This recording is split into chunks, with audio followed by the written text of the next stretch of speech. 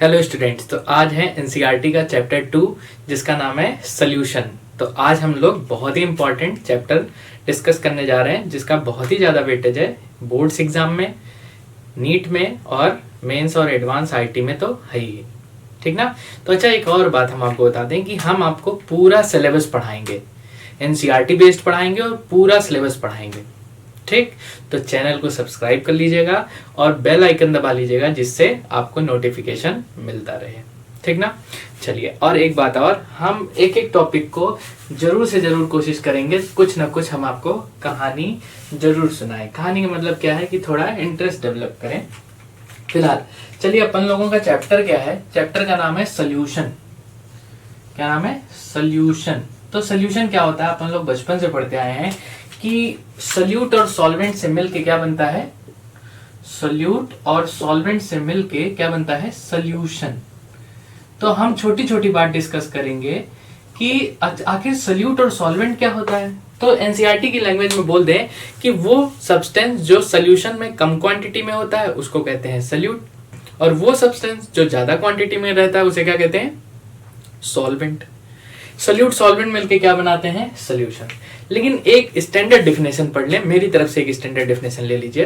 तो देखिए क्या है कि जैसे मान लो कि ये मेरे पास एक पानी का बोतल है ना, ये पानी का बोतल है और इस पानी के बोतल में कौन है, पानी भरा हुआ है यार, है ना। अच्छा, वाटर क्या होता है, एक प्रकार का सॉल्वेंट है, ठीक।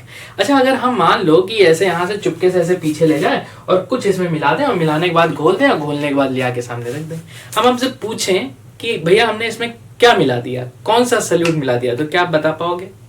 नहीं बता पाओगे, है ना। तो हम मिला देंगे तो भाई घुल चुका होगा सॉल्यूट। तो हम आपको एक स्टैंडर्ड डेफिनेशन बता दें, सॉल्यूशन बनने के बाद वो सब्सटेंस जो अपनी आइडेंटिटी खो देता है वो है सॉल्यूट, और वो सब्सटेंस जो अपनी आइडेंटिटी बनाए रखता है उसको कहते हैं हम लोग क्या, सॉल्वेंट, ठीक। तो सॉल्यूट और सॉल्वेंट क्लियर हो गया होगा। वैसे आप जनरल डेफिनेशन याद करिए, लेकिन मेरी तरफ से याद कर लीजिए, एनसीईआरटी याद कर लीजिएगा। क्या बताता है वो कि जो कम है वो सॉल्यूट है, जो ज्यादा है वो सॉल्वेंट है। लेकिन आप स्टैंडर्ड डेफिनेशन याद कर लीजिए कि सॉल्यूशन बनने के बाद वो सब्सटेंस जो अपनी आइडेंटिटी को खो देता है वो है सॉल्यूट, और वो जो आइडेंटिटी को बनाए रखता है उसे कहते हैं क्या, सॉल्वेंट।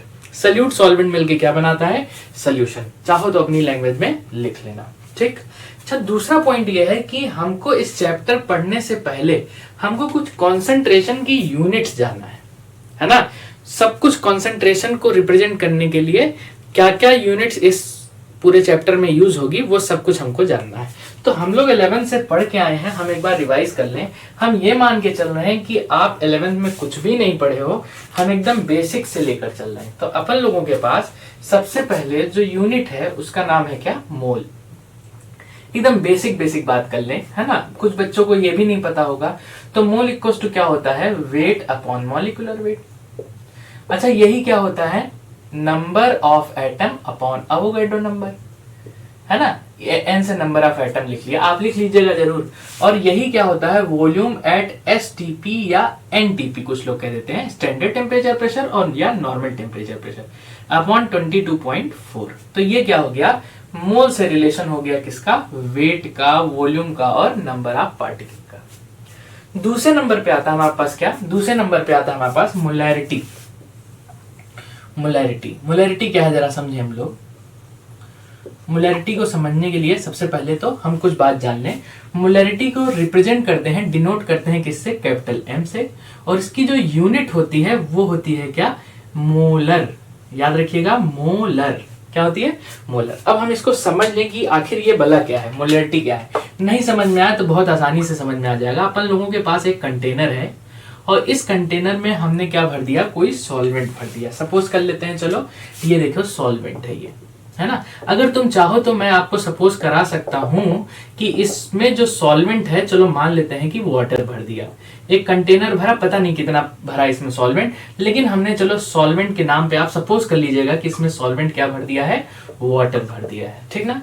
और इसमें हमने n मोल सॉल्यूट मिलाया, कितना मोल, n मोल्स ऑफ सॉल्यूट मिलाया, n मोल्स सॉल्यूट मिला दिया।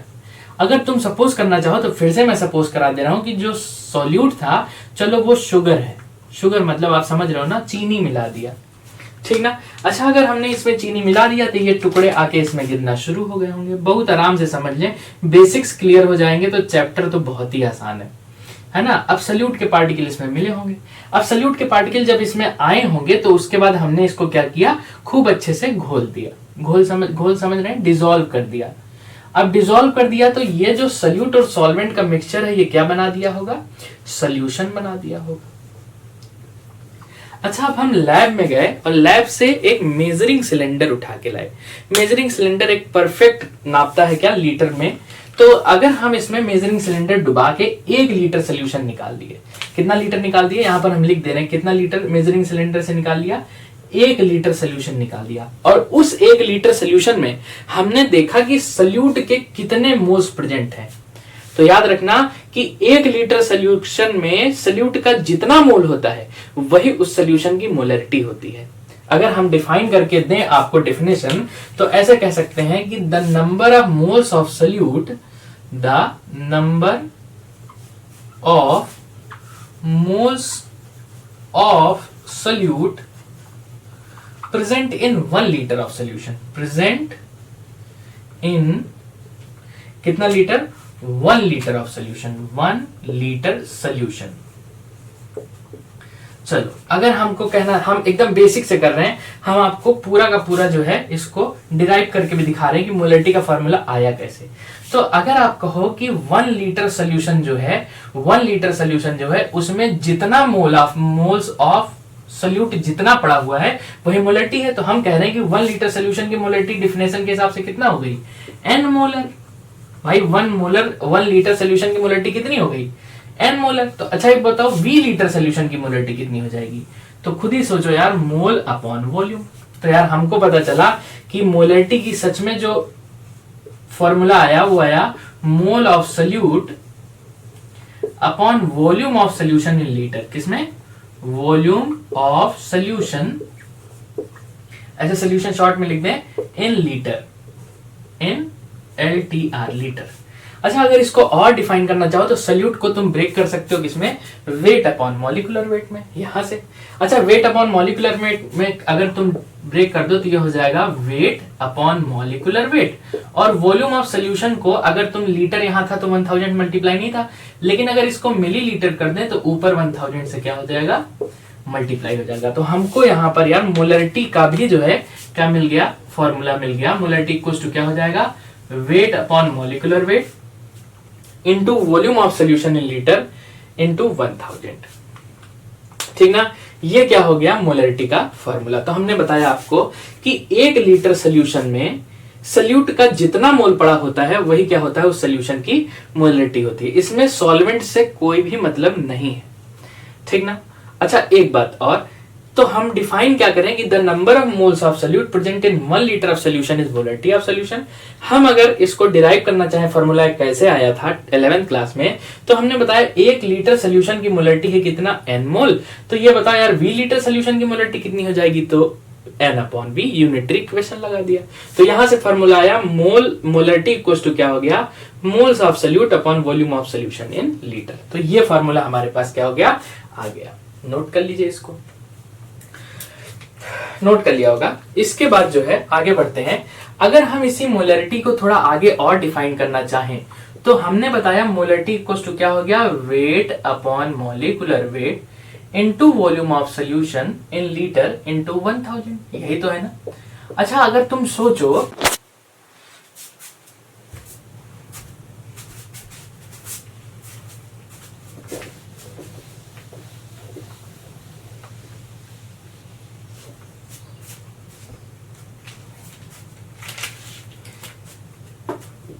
कि डेंसिटी को अगर हम मोलरिटी से रिलेट करके लिखना चाहें तो हमारे पास फॉर्मूला क्या आएगा कि मोलरिटी इक्वल्स टू हो जाएगा 10 into density into weight by wait percentage upon molecular wait.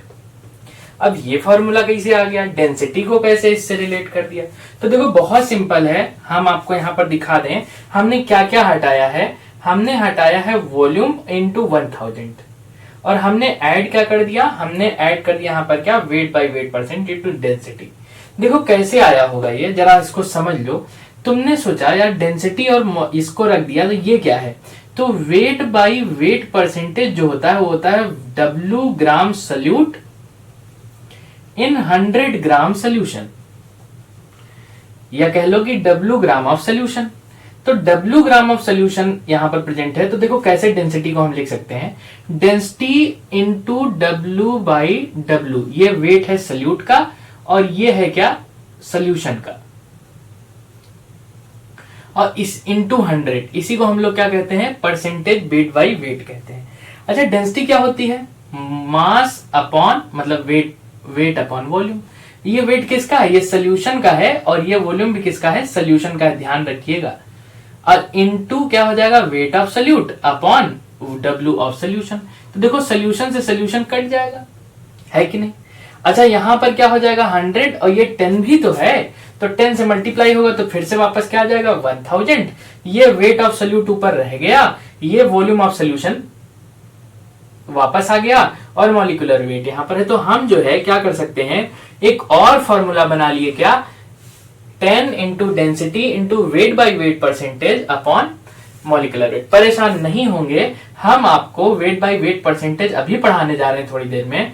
और दूसरा पॉइंट हम आपको एक और फॉर्मूला बताने जा रहे हैं जिसका नाम है क्या, मोलरिटी इक्वल्स टू, एक और फॉर्मूला है क्या हमारे पास, ये है weight by volume percentage upon molecular weight into 10। ये भी हम आपको समझाने जा रहे हैं। इसमें क्या है हम आपको बता दें, W gram of solute upon volume of solution, percentage में है तो इंटू 100 हो जाएगा, ये volume weight by volume percentage है, अभी हम आपको समझाने जा रहे हैं, लेकिन ये फॉर्मूला अभी फिलहाल के लिए याद कर लीजिएगा। ठीक, तो इसको नोट कर लीजिए, फिर आगे बढ़ते हैं। चलिए नोट कर लिया होगा। अच्छा अगर यहां पर ये सोल्यूट ना दिख रहा हो भैया, तो इसको यहां से हटाकर यहां कर देते हैं, सोल्यूट। क्या लिखा है, सोल्यूट, ये लिखा है the number of moles of solute present in 1 litre of solution. Note कर लीजिए पूरा। चलिए, तो ये हो गया आपका कौन सा टर्म, मोलरिटी। अच्छा यहां से कुछ, अगर इसको जैसे फॉर्मूला नहीं समझ में आ रहा है तो इसका एक जुगाड़ बता दें हम आपको, जैसे याद नहीं हो रहा हो तो इसको ऐसे याद कर लिए, वेट के टर्म में इसको लिख दें तो बहुत आसान हो जाता है फॉर्मूला। वेट इक्वल टू हो जाता है molarity into molecular weight of molecular weight of solute into volume upon 1000। देखिए ना, ये सारे टर्म, इसको हमने क्या कर दिया, इसको W यहीं छोड़ दिया और बाकी सबको इधर ट्रांसफर कर दिया। तो देखिए क्या है, ऐसे याद करते हैं हम, तो वेट इक्वल टू होता है mm dash into V upon 1000, molarity into molecular weight of solute into volume of solution upon 1000। ये भी तो मोलरिटी का फॉर्मूला है, बस याद करने का एक आसान ट्रिक है, हमको ऐसे आसान लगता है mm dash into V upon 1000, ऐसे याद कर लिया। ठीक ना, नोट कर लीजिए इसको, नोट कर लिया होगा। नेक्स्ट टर्म आता है आपके पास, नेक्स्ट आता है मोलैलिटी। मोलैलिटी क्या है, बहुत ही इंपॉर्टेंट है मोलैलिटी इस चैप्टर के लिए।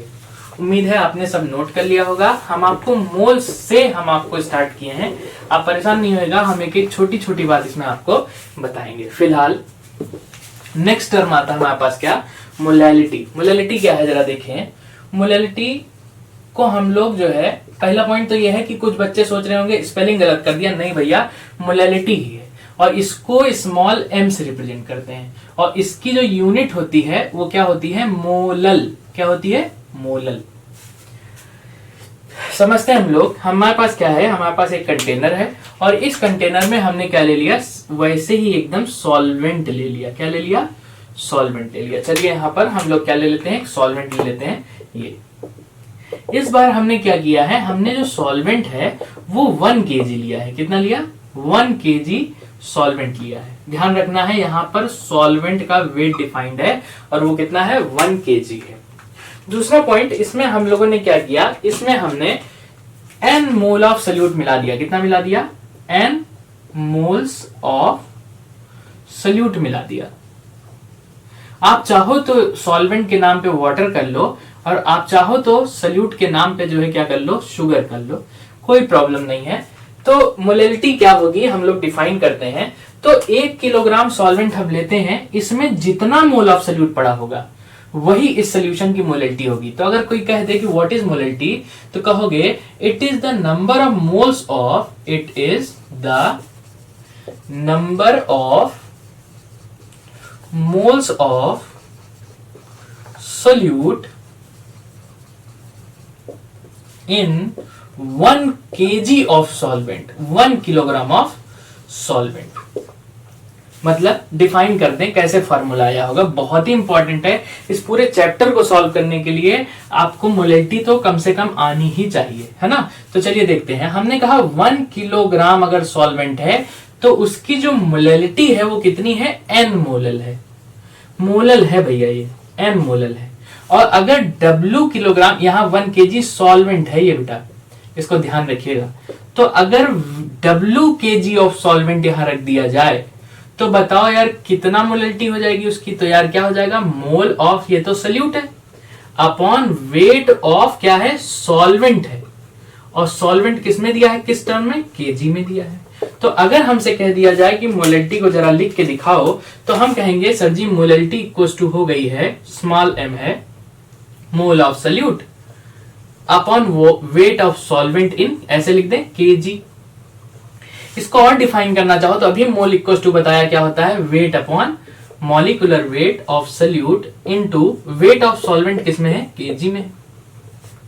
अगर हम इसको ग्राम में बदल दें तो मोलैलिटी इक्वल टू क्या हो जाएगी, weight upon molecular weight into weight of solvent in gram, और ऊपर कितने से मल्टीप्लाई हो जाएगा, 1000। तो इसको हम कैसे याद करते हैं, W upon M dash into capital W। ऐसा सोचिएगा कि नीचे ही कैपिटल W बोल दिया, W upon M dash into capital W into 1000। तो मोलैलिटी क्या हो गई हमारी, मोलैलिटी हो गई W upon M dash into capital W into 1000। अगर आप डिफाइन करना चाहो तो आप जरूर लिख लेना, M फॉर, छोटा वाला M फॉर मोलैलिटी, W जो है वो वेट ऑफ सल्यूट है, एम डैश जो है मॉलिक्यूलर वेट ऑफ सल्यूट है, इसको लिख लीजिएगा ये है weight of solvent in kilogram into 1000। तो है। तो भैया इसको पॉज करके जरूर नोट कर लीजिएगा, आप बैक करके नोट कर लीजिएगा, नोट जरूर कर लीजिएगा, बहुत इंपॉर्टेंट। नहीं यार मैं लिख ही दे रहा हूं, पता नहीं कैसे लोग हैं आप। एम फॉर है मोलैलिटी, W फॉर है वेट ऑफ सल्यूट, आप नोट जरूर करिएगा भैया।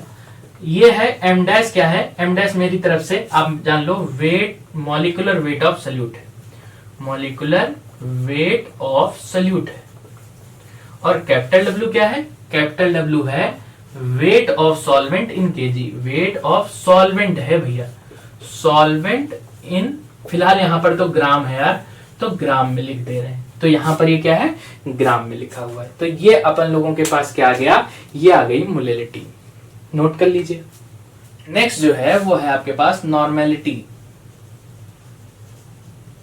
अब ये क्या चीज है जरा समझें, इतना ज्यादा इसमें है नहीं डिफाइंड, लेकिन फिर भी यार मैं बताऊंगा आपको, क्योंकि पूरे साल में कहीं ना कहीं तो ये आएगा ही, है ना। तो नॉर्मेलिटी जरा समझें कहां पर दिया हुआ है। फिलहाल नॉर्मेलिटी क्या होता है, जैसे अपन लोगों ने एक कंटेनर ले लिया और इस कंटेनर में हमने क्या ले लिया, सॉल्वेंट ले लिया, समझेंगे हम लोग, सॉल्वेंट ले लिया। अच्छा ये सॉल्वेंट चलो तुम मान लो कि क्या है, वाटर है, थोड़ा सा डिफिकल्ट होती मानते हैं लोग इसको, लेकिन परेशान नहीं होंगे, हम समझा लेंगे आपको। अच्छा इसमें हम लोगों ने सॉल्वेंट में ई ग्राम इक्विवेलेंस, वर्ड याद रखिएगा, ई ग्राम इक्विवेलेंस सल्यूट मिला दिया। क्या मिला दिया, ग्राम इक्विवेलेंस सल्यूट मिला दिया। और उसके बाद इसको हमने मिक्स कर दिया, और मिक्स करने के बाद हमने क्या ले लिया, सोल्यूशन बना लिया। अच्छा जब हमने सल्यूट मिलाया होगा और मिलाने के बाद सल्यूट देखिए इस तरीके से, अब मान लो आपकी यार ये शुगर ही है, लेकिन ये ई ग्राम इक्विवेलेंट शुगर हमने लिया है ना। तो आप परेशान नहीं होंगे, हम आपको समझाएंगे। ये इसमें मिला दिया और मिलाने के बाद शुगर को हमने इसमें घोल दिया है। घोलने के बाद ये सोल्यूशन मिला, और ये सोल्यूशन हम लोग कितना ले लें, 1 लीटर बना लेते हैं घोलते घोलते, है ना। और इस 1 लीटर सोल्यूशन में हम सल्यूट के ग्राम इक्विवेलेंस देखते हैं, और इस 1 लीटर सोल्यूशन में सल्यूट का जितना ग्राम इक्विवेलेंस होता है वही उस सोल्यूशन की नॉर्मेलिटी है।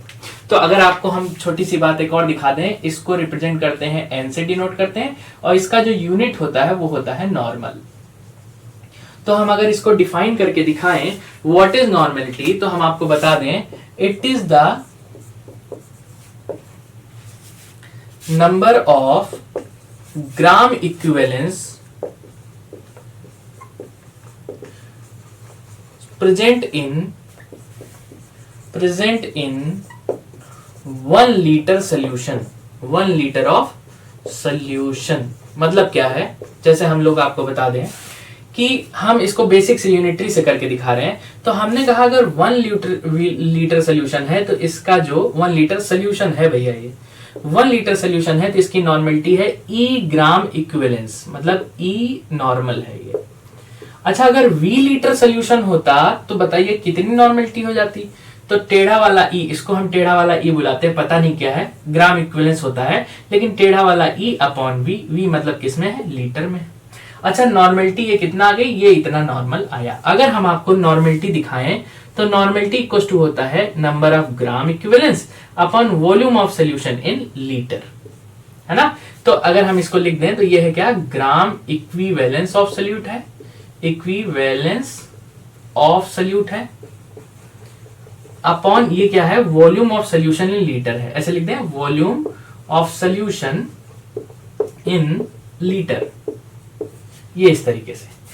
प्रॉब्लम जानते क्या है, प्रॉब्लम ये है ग्राम इक्विवेलेंस, ये कौन सी वाला है।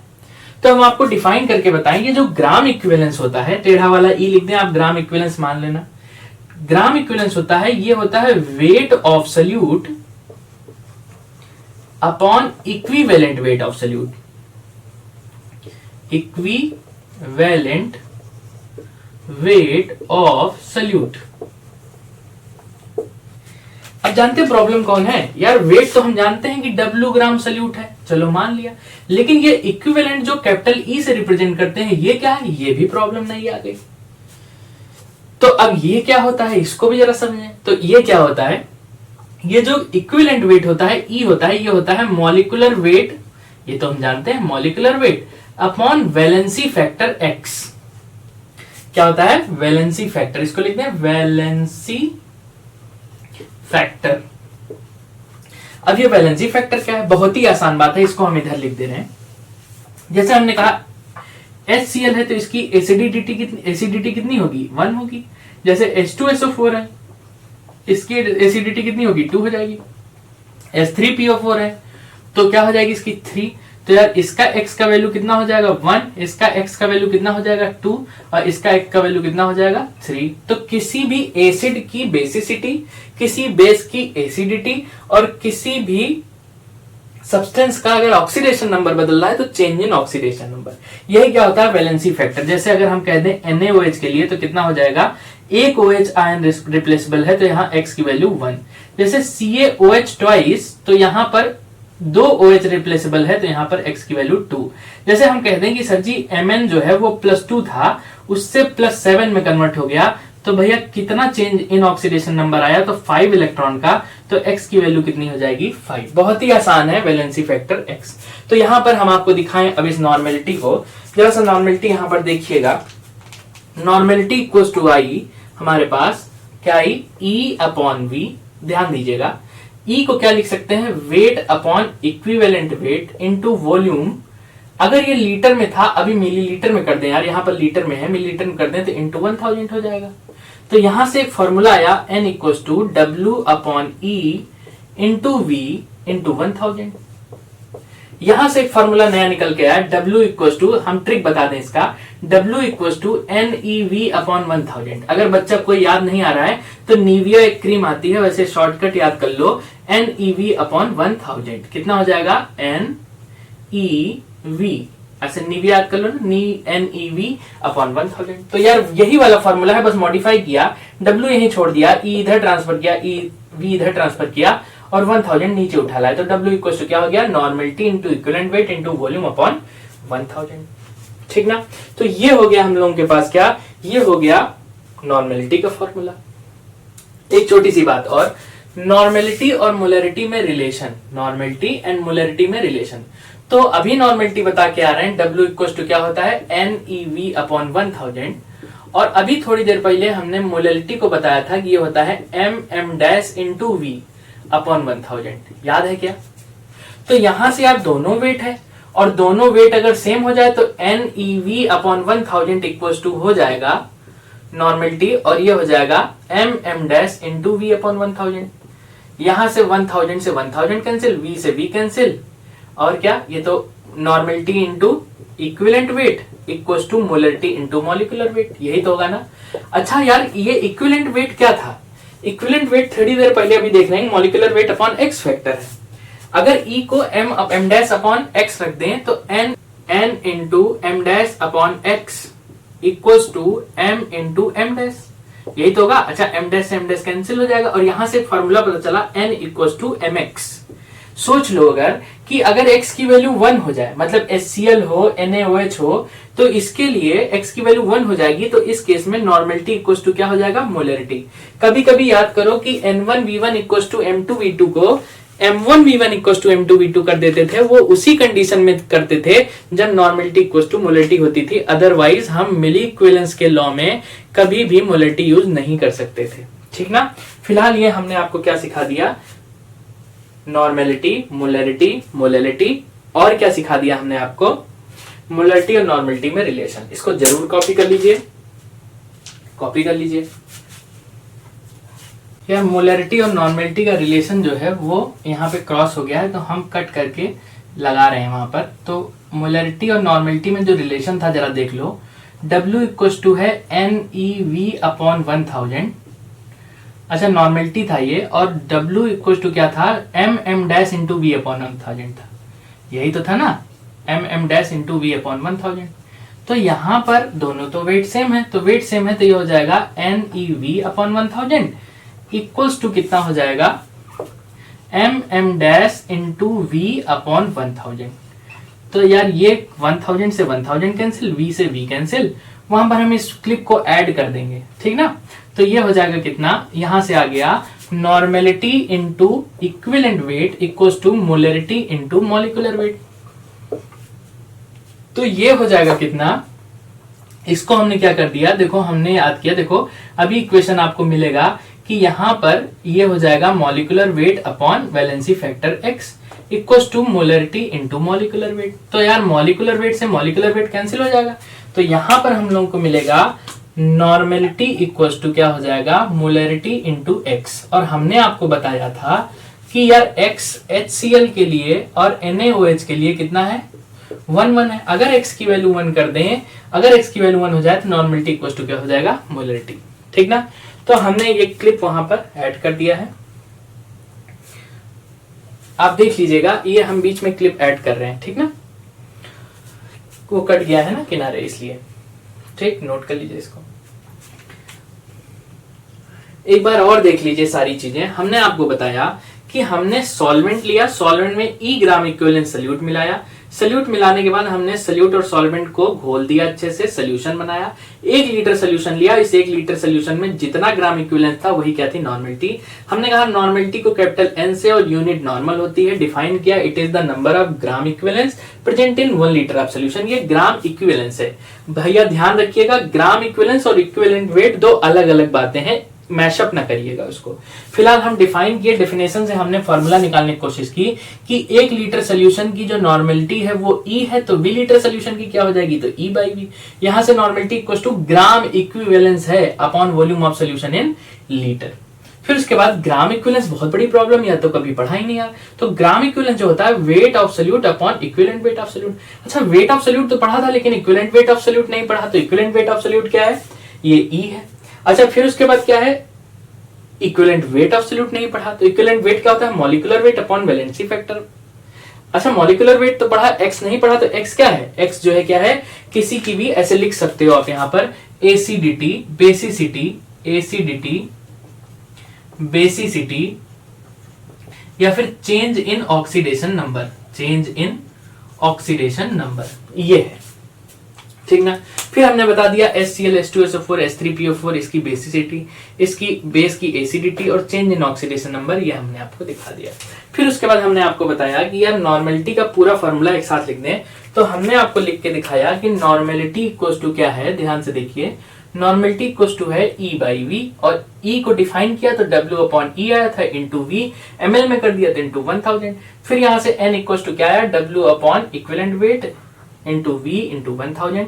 फिर हमने शॉर्ट ट्रिक सिखाया NeV अपॉन 1000, निविया एक क्रीम आती है, इसे याद कर लीजिए, W equal to NeV upon 1000। अच्छा एक चीज फिर बताई कि नॉर्मेलिटी और मोलरिटी में हमको रिलेशन सर जी पता होना चाहिए।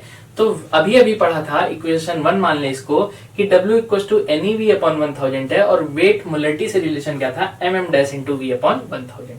अभी थोड़ी देर पहले बताया, तो दोनों को वेट सेम है तो दोनों को इक्वलाइज कर दे। इक्वलाइज कर देंगे तो वॉल्यूम से वॉल्यूम कैंसिल, 1000 से 1000 cancel, normality into equivalent weight equal to molarity into molecular weight आया। इक्विवेलेंट वेट को हम पीछे लिख चुके हैं, molecular weight upon valency factor x। तो बस वही कर लिया कि इक्विवेलेंट वेट को क्या लिख दिया, molecular weight upon valency factor x। Cut गया फिर से मॉलिक्यूलर वेट भी, बचा क्या, x को इधर ट्रांसफर कर दिया तो n इक्वल टू क्या कर लिया, mx। नॉर्मलिटी मोलरिटी सेम हो जाए अगर वैलेंसी फैक्टर x की वैल्यू क्या हो जाए, 1 हो जाए। HCl और NaOH के लिए हम लोगों ने पीछे पढ़ा है, और जिसमें भी x इक्वल टू 1 आएगा उसमें इक्वल होगा। तो ये हो गया आपका क्या, नॉर्मलिटी, मोलरिटी और मोलरिटी। नोट कर लीजिएगा सब कुछ। चलिए अगला टर्म आता है, percentage weight by wait, percentage volume by volume, percentage weight by volume और पार्ट्स पर मिलियन। सारी बातें हम लोग समझ लें। तो देख लें हम लोग क्या है ये। जैसे सबसे पहला टर्म है परसेंटेज वेट बाई वेट, या कुछ लोग इसको कह देते हैं क्या, ग्राम परसेंट। ये क्या चीज है जरा समझें। इसका मतलब है क्या कि अगर आपसे कह दे कि W weight by wait percentage है, वैसे परसेंटेज वेट बाई वेट दिया है, तो आप कहोगे इसका मतलब है सर जी कि W gram of solute present in 100 gram solution. कितने में, 100 ग्राम सोल्यूशन। पहले एक छोटी सी बात और क्लियर कर लें, जो ऊपर लिखा रहता है वो हमेशा ऐसे लिख लीजिएगा आप, ये सल्यूट होता है, और नीचे जो लिखा रहता है वो क्या होता है, सोल्यूशन होता है, सॉल्वेंट नहीं होता, ध्यान रखिएगा। तो क्या है कि W वेट बाई वेट दे दिया परसेंटेज, तो इसका मतलब है W gram of solute present है 100 ग्राम सोल्यूशन में। ठीक, तो अगर हम इसको परसेंटेज वेट बाई वेट के फॉर्मूले में लिख के दिखाना चाहें तो ये हो जाएगा, अभी थोड़ी देर पहले लिखा था परसेंटेज वेट बाई वेट, तो ये क्या होता है, weight of solute upon weight of solution. अभी थोड़ी देर पहले जब मोलरिटी का रिलेशन डेंसिटी से बताया था तो वहां बताया था इनटू 100, परसेंटेज में निकाल लेना। तो ये हम लोगों के पास क्या आ गया, ये आ गया वेट परसेंटेज का फॉर्मूला। ठीक ना, ये आ गया वेट परसेंटेज का फॉर्मूला। अगर आप एग्जांपल देखना चाहो तो हम कह दें कि 10% एक्वस सोल्यूशन ऑफ, ऐसे AQ लिखते हैं, एक्वस सोल्यूशन ऑफ इथेनॉल दिया है तुमको।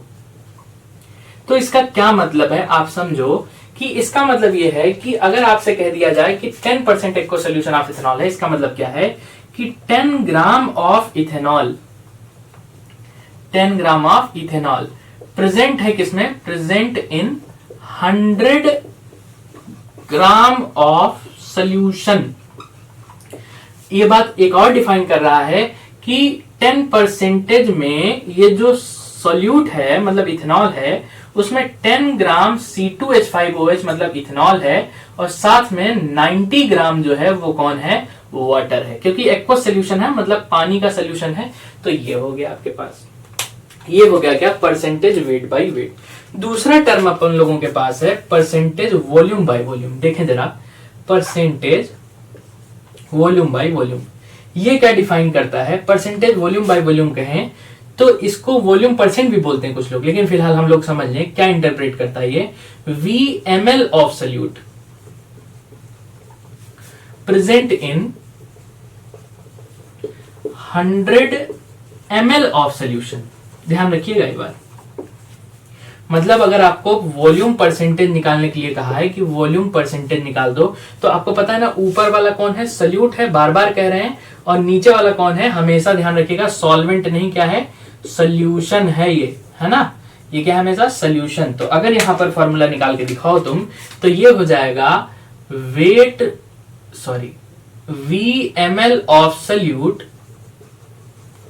Upon VmL of solution into 100।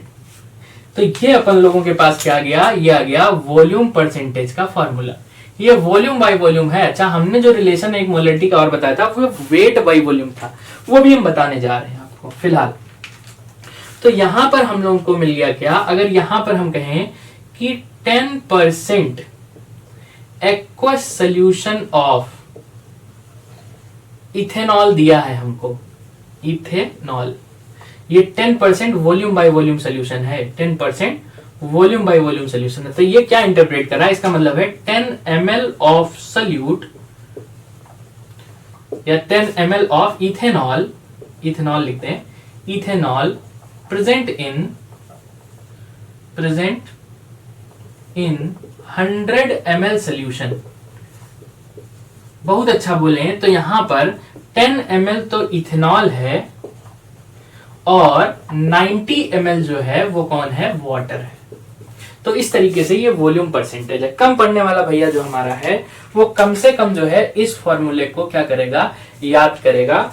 याद करने की जरूरत नहीं है, वैसे बहुत सिंपल सी बात है कि वॉल्यूम बाय वॉल्यूम है तो भैया ऊपर भी वॉल्यूम और नीचे भी वॉल्यूम, और वेट बाय वेट है तो ऊपर भी वेट और नीचे भी वेट। लेकिन ध्यान रखना है ऊपर सोल्यूट है नीचे सोल्यूशन है, ऊपर सोल्यूट है नीचे सोल्यूशन। परसेंटेज निकाल है इसलिए इनटू क्या हो जाएगा, 100। नोट कर लीजिए इसको।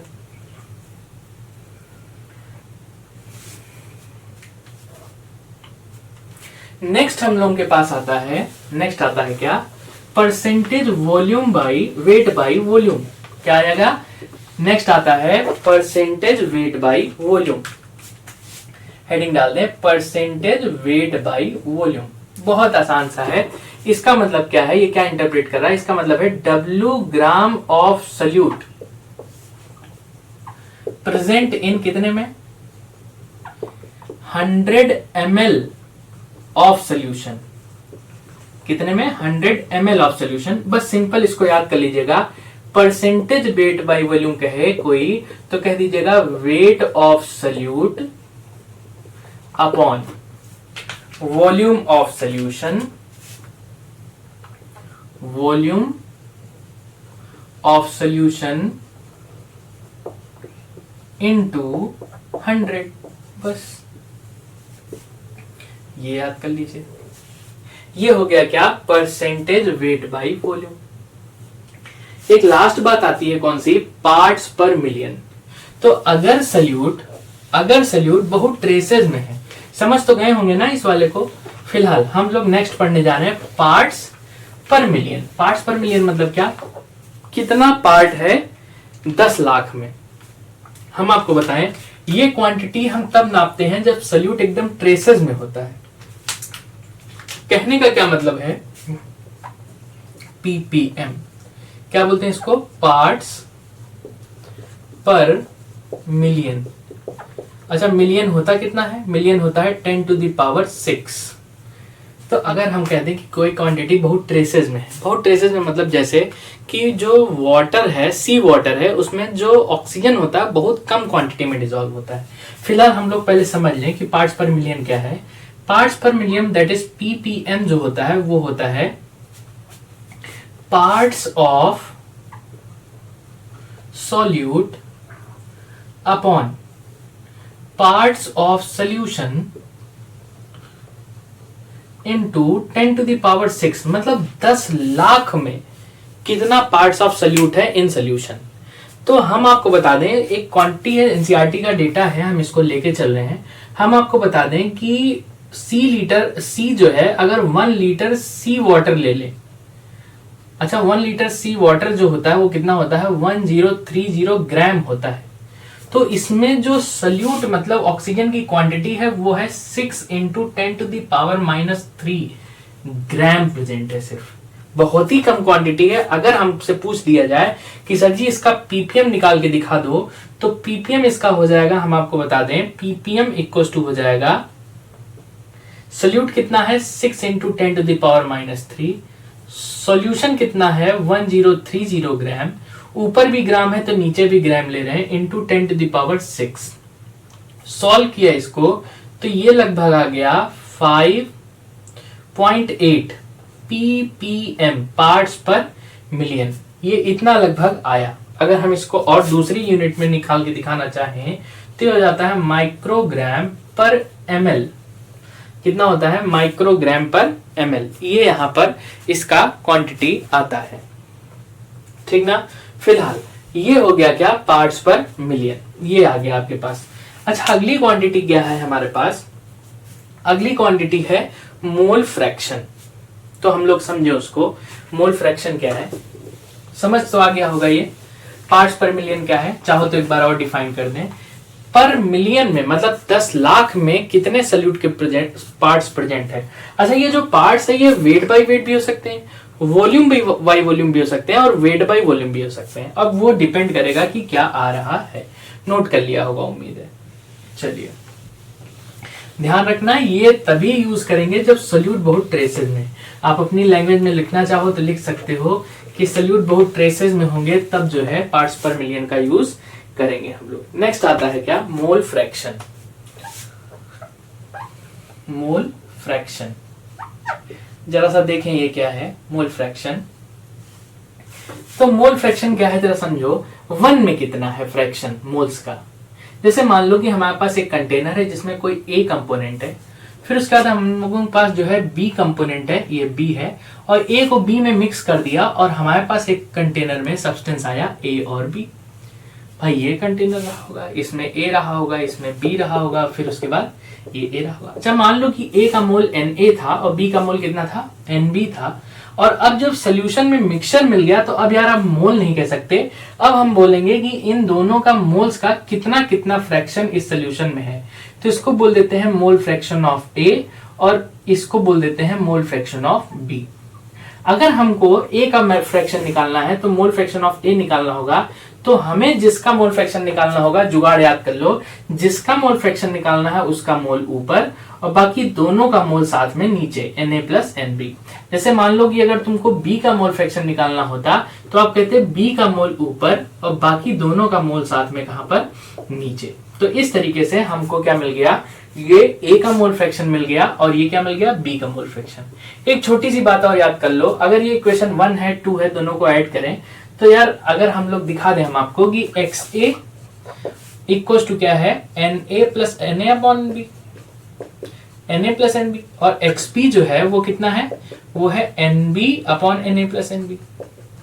अगर तुम सोचो यार ये इक्वेशन 1 थी और ये इक्वेशन 2 है और दोनों को अगर हम ऐड कर दें तो XA प्लस XB हो जाएगा और ये इक्वल टू क्या हो जाएगा? देखो Na upon Na plus Nb, और ये क्या हो जाएगा? Plus Nb upon Na plus Nb। और यहां से पता चला यार दोनों का एलसीएम तो सेम है, तो ये कितना आ जाएगा? Na plus Nb upon Na plus Nb। और यहां से यार तो दोनों कैंसिल हो गया, इसका मतलब XA plus XB equal to कितना आ जाएगा? 1 आ जाएगा। समझ पा रहे हैं ना? इसका मतलब ये है कि अगर XA लिखना हो अगर आपको तो 1 माइनस XB लिख सकते हो, और अगर XB लिखना हो तो 1 माइनस XA लिख सकते हो। हम आपको एक बात और बताएं, जैसे यहां तो 2 कंपोनेंट है तो यार हमने ए बी कर दिया, अगर 10 कंपोनेंट भी हो ना तब भी XA plus XB plus XC plus and so on equal to कितना होगा? 1। जैसे हम लोग जो है ऐसे इसको कॉपी कर लीजिएगा। अगर आप डिफाइन करना चाहो तो मोल फ्रैक्शन क्या होता है? It is the fraction of substance in 1। ठीक ना? फिलहाल हम लोग के पास ये मोल फ्रैक्शन आ गया है। मोल फ्रैक्शन नोट कर लिया होगा। चलिए बहुत अच्छा।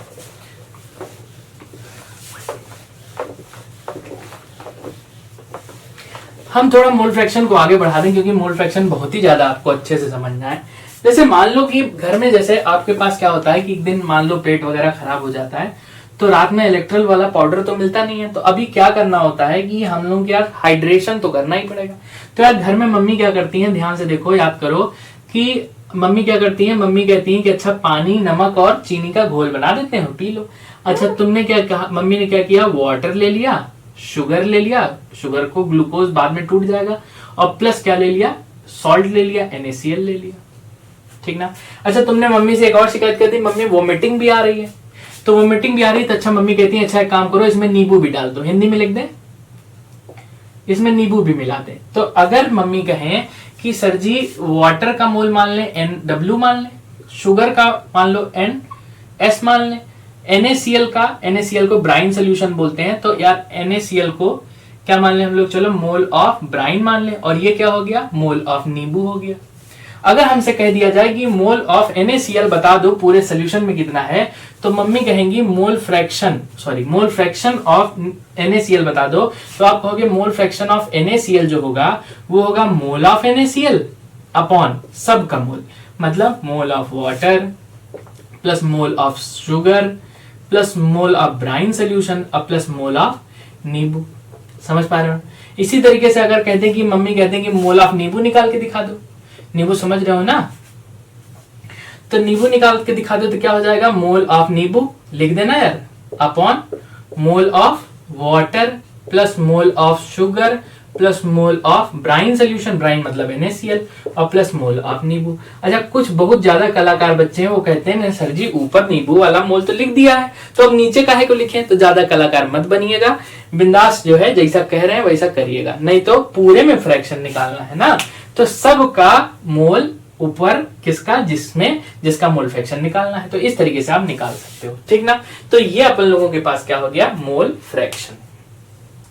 तो ये हो गया सोल्यूशन चैप्टर का फर्स्ट लेक्चर जो कि हमने एनसीईआरटी के टॉपिक से उठाया था। और ध्यान रखिएगा कि ये 11th में नहीं है, ये 12th में भी है, इसलिए सीबीएसई वाले बच्चे नॉर्मलिटी, मोलरिटी और मोलरिटी की डेफिनेशन, मोल फ्रैक्शन के बारे में जानना बहुत जरूरी है। ये आपके कोर्स में है, ऐसा ना सोचिएगा कि 11th वाला पार्ट पढ़ाया है, ये कोर्स में आ गया है इस बार, तो ध्यान रखिएगा। ये टॉपिक आपको आज का जरूर पढ़ना है, बेसिक्स है, क्लियर कर दिया है। नेक्स्ट टॉपिक में हम आपको solution, homogeneous, heterogeneous mixture, ideal solution और वेपर प्रेशर के बारे में जानेंगे। तब तक के लिए पढ़ाई करते रहिए। All the best.